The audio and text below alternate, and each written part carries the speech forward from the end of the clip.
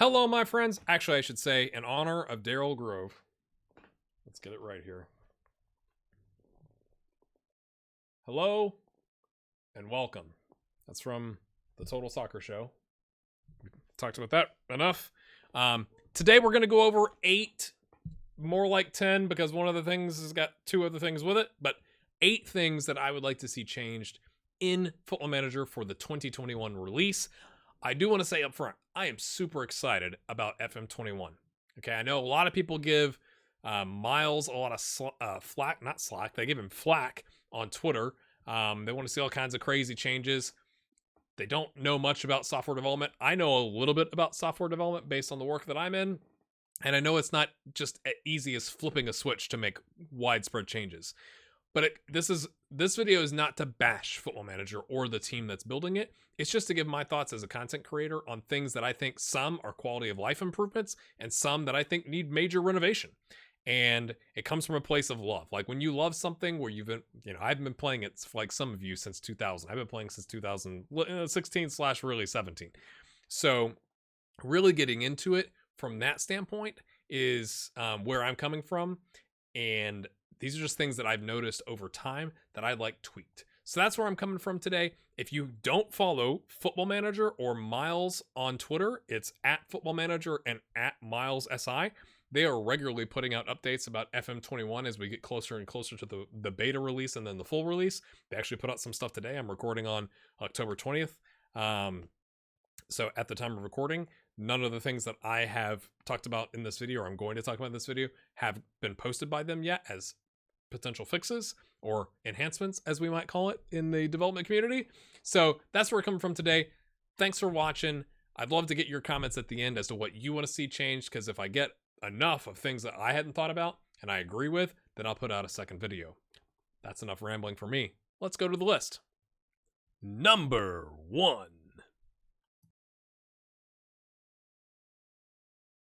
All right, I'm using my Sterling Albion save that I played for a season because I personally find it as struggle to get into a save if I'm not like publishing it and playing it all the time. Like I'm not as invested. But I was able to get him promoted to Ladbrokes League 1 accent after the first season. The first thing that I think I would like to see is more along the lines of when you're interviewing for a job. Like if somebody calls you and tries to poach you from your job as a manager to come manage for their club, you can't see the finances of the club until you're already there. And I just am not 100% convinced that's realistic. Like a lot of stuff that Football Manager does is based on realism. Like they put something out actually today. I'm recording this to try and cheer myself up a little bit. I'm recording this on October 20th. And they've just released several new things. Miles is like the director of development for Football Manager for Sports Interactive. So it's at Miles SI because they've been putting out regular updates. And so he actually asked the community something that we would like to see or not see in FM21 around the thing that we're all not able to leave our houses about. I edited out the word just in case. But it's essentially like, do you want to see handshakes or elbow bumps? Because they're essentially going to have like your first season is going to be kind of wonky. And then eventually it's going to go back to normal as we were all used to, because Football Manager is supposed to be an escape as from life a little bit, because it is a video game, right? But they also want it to be realistic, right? So it's not like cartoony. It's trying to be realistic. So I just don't think it's very realistic that a club would come to you and say, we want you to come be our manager. And you can't find out until you're in the interview as to what the wage budget would be, what the transfer budget would be, those types of and what the club's bank balance is. That's usually the big thing for me is like, you can tell me the transfer budget is 8 million and that the wage budget, we've got some, you can't even tell if you've got room. Like you could go calculate all the players' wages and staff and all that kind of stuff. But it's like, it'd be real nice if they would say, here's the wage budget and here's what we're currently spending. Here's the transfer budget and here's the bank balance. Like it doesn't do you any good to have a 10 million transfer budget if you're 250 million in the hole. Like you're probably going to make some significant changes. So that is the very first thing that I would like to see changed moving forward. Number 2.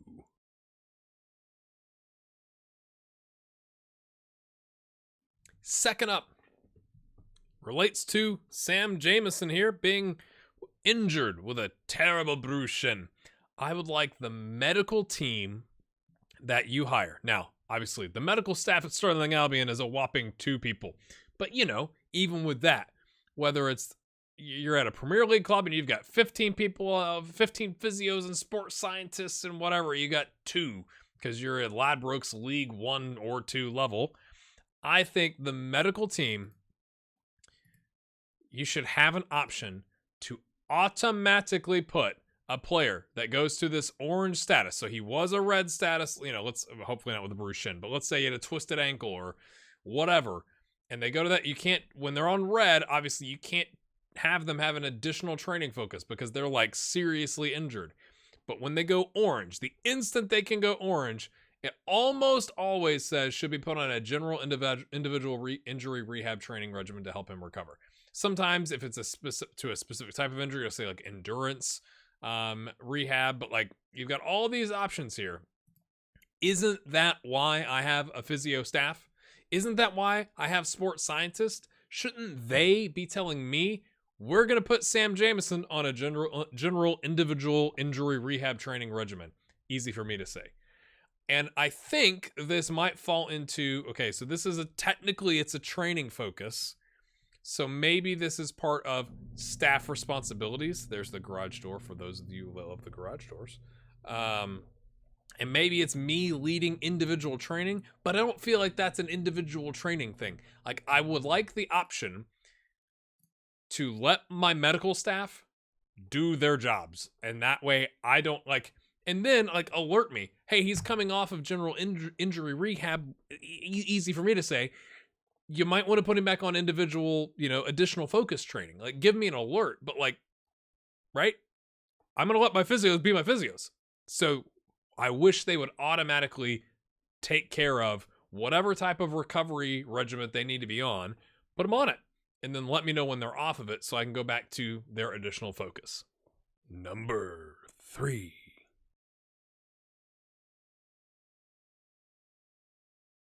Next up, third on our list, international improvements. Right now, the international side of Football Manager, it comes across as an afterthought. It just does. You can't do anything specific from a training standpoint. One of my biggest beefs, and we actually had a comment from the very beginning of FM20. It was kind of hilarious.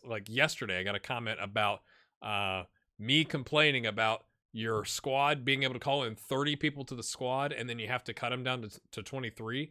And the person said it was a very American thing that I was complaining about that, which I was like, I don't know what that means. But I don't understand the point of calling in 30.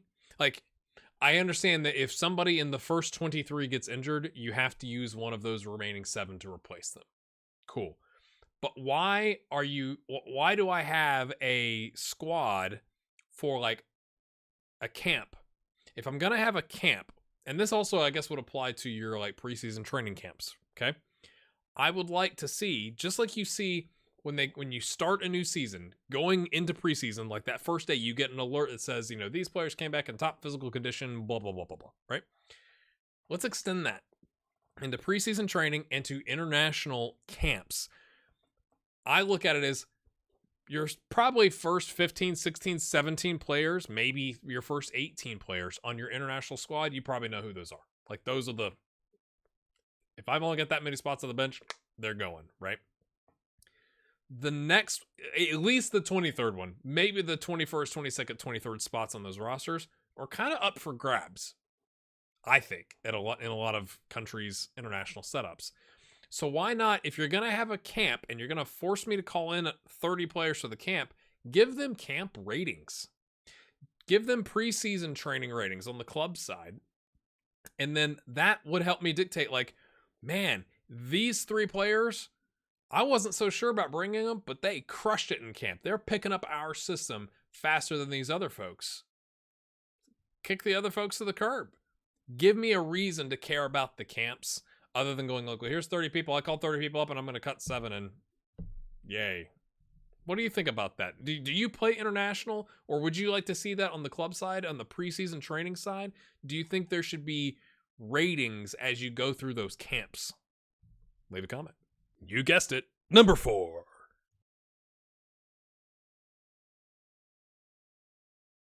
Fourth on our list.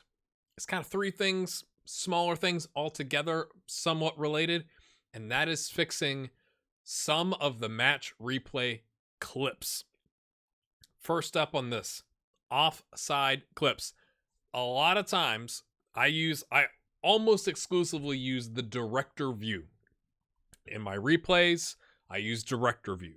In the game, I use director view. In goal replays, I use behind goal. That doesn't qualify for this situation. For offside clips, not every time, half the time, or maybe it just feels like half the time. It's not a small amount of time. Like it's enough that I'm noticing. You can't tell who was offside, what was offside, because sometimes like the player that was offside isn't even fully in the frame of the camera angle. It just seems very wonky. Like, give me the angle that shows the player that's offside. Sometimes it feels like they're showing offside not when the ball is struck, but like when the ball arrives, and you're like, well, it's the correct call from when the ball was struck, but where the line gets drawn is not from when the ball gets struck, if that makes sense. I wish I had a clip to show you to make this point. But a lot of times it feels like it waits until the ball arrives, and then the replay stops, and it shows you the lines. It's like, I just think the offside clips need adjusting. I don't think it's a revamp. It just needs adjusting. Maybe they need to add, millimeter, you get a microscope out so you can measure the armpits or elbows of players. Maybe that's it. All right, second thing as part of this is along the same lines, whether the ball went in for a goal or not is broken. In that it doesn't really show you anything different. All it does, at least in my experience, it shows you the same angle that you had, but removes all the players. But you're still a fair distance away from the goal. Like, you can't tell if that ball is over the line or not, and it doesn't really matter because the goal wasn't given. So why not give me, maybe this is a licensing thing, but maybe you could do a Hawkeye, right? Like, where it zooms in and you get you get the line and the camera comes over and it shows how far the ball was or was not over the line, or how close it was to being a goal or not a goal, right? Give me something like just removing all the players and being like, see that over there? That didn't go in. Doesn't really add to my experience as a player. Lastly, no, not lastly, I just thought of another one, but third in this little section, the ability to skip the VAR jog. Okay? You got this guy.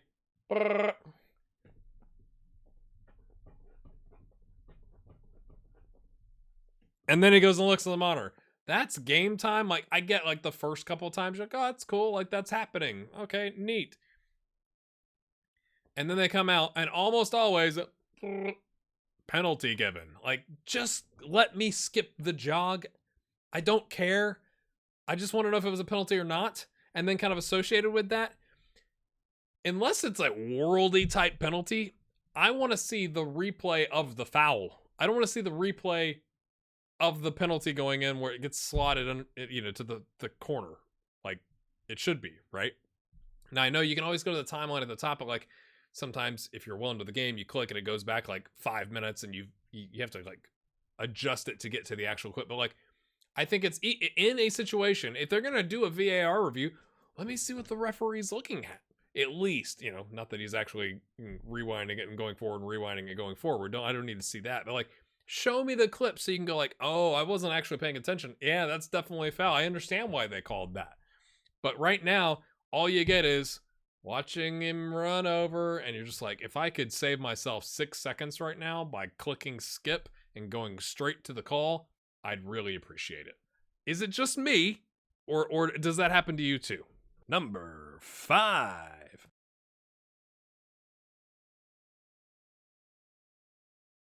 Next up, and this was a big one, and I know they've made some changes in how transfers work. Like, you can set up loans for the upcoming window because that's how football works. Like, it's not like everybody goes, can't make any calls until the window opens. It's like they're probably already making calls and like, we're gonna send this guy there at the beginning of the window. Cool. Like, so that's great. I don't think it's realistic that every single team, if you send out, you send out a bunch of faxes to clubs all over Europe and say, this player is available. He's not transfer listed, but he's available. That they all mysteriously come back with the exact same offer. Or, sometimes there's two sets of offers, right? You've got the max offer and then the lesser offer with some add-ons. But mysteriously, 3 of the clubs on each of those offers offer the exact same thing. There's no variation. I just don't think it's realistic. Like clubs are going to have different valuations of a player.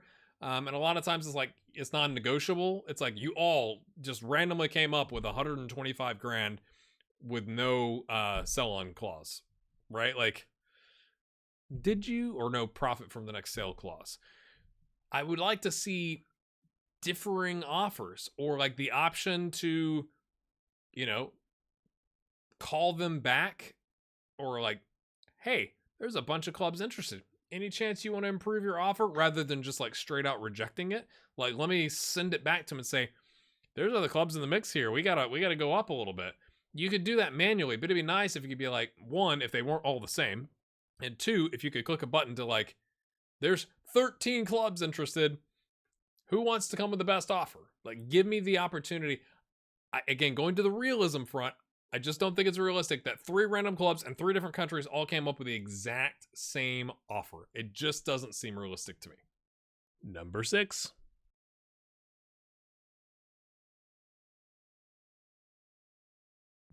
Sixth, let's go back here.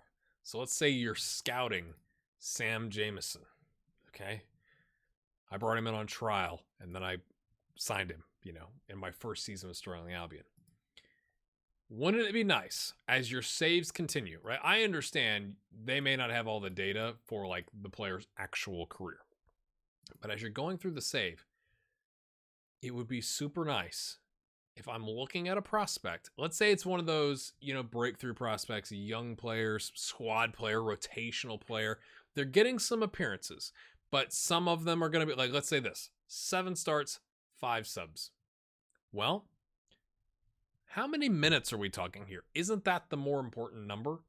The number of subs, they could have been 5 subs in the 89th minute where they don't get a rating.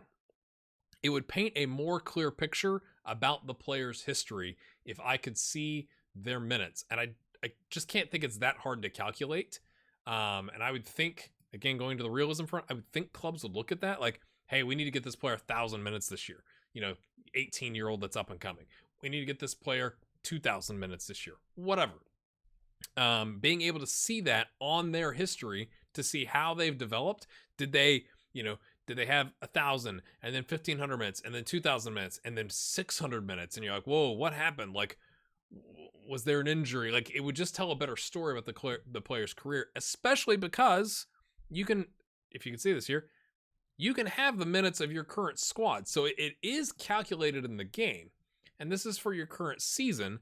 I just want to see if I'm looking at, obviously it would apply to your own players, but if I'm looking at players outside of my team, if I'm scouting them, I would ask my scouts, how many minutes is this person playing? Or is it a minutes per game, or some sort of a stat to help me make a decision as to like, okay, all those substitute appearances didn't really amount to anything. So, they've got 3 starts and they've got 300 minutes. I'm guessing most of those minutes came in the 3 starts, right? Give me a little bit more data so I can make a better decision. This is the 7th one.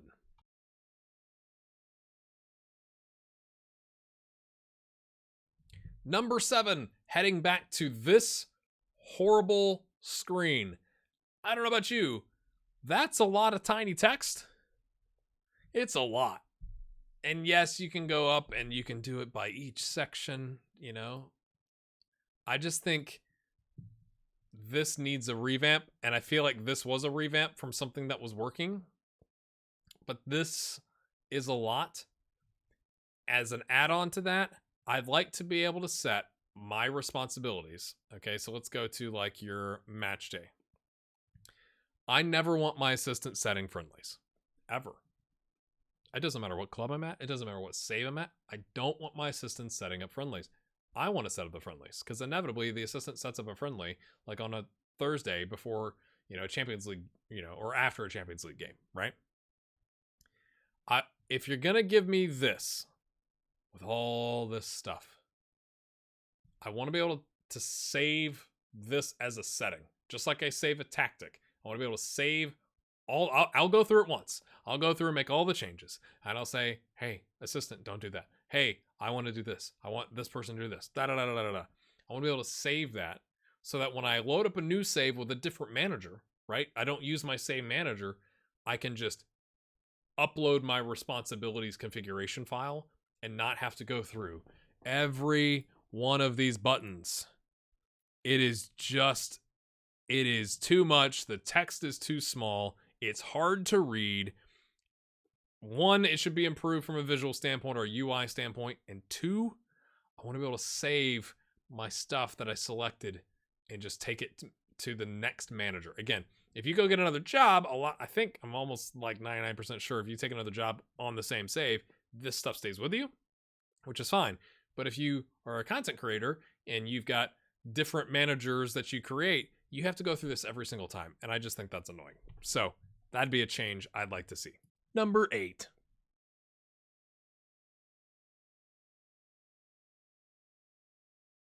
Last, but definitely not least, let's go up here. We're going to go find good old Sterling's. Yeah, here we go. I understand. I'm not a designer. I'm not a graphic artist. I'm not an expert in colors.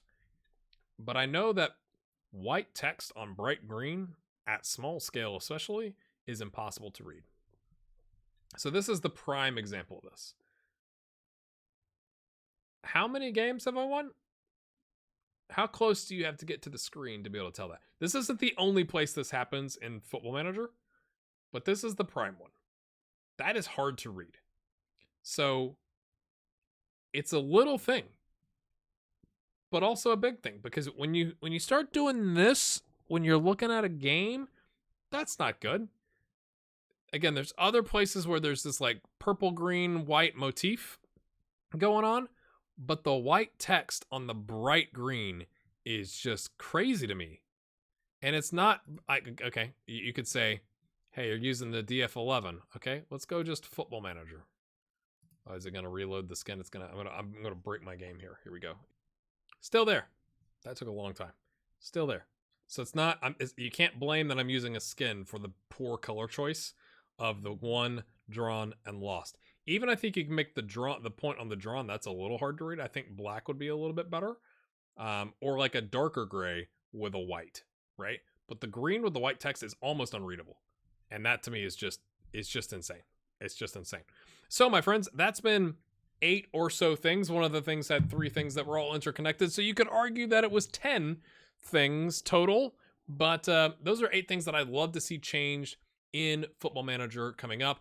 I'd love to hear your thoughts in the comments. Do you agree? Do you disagree?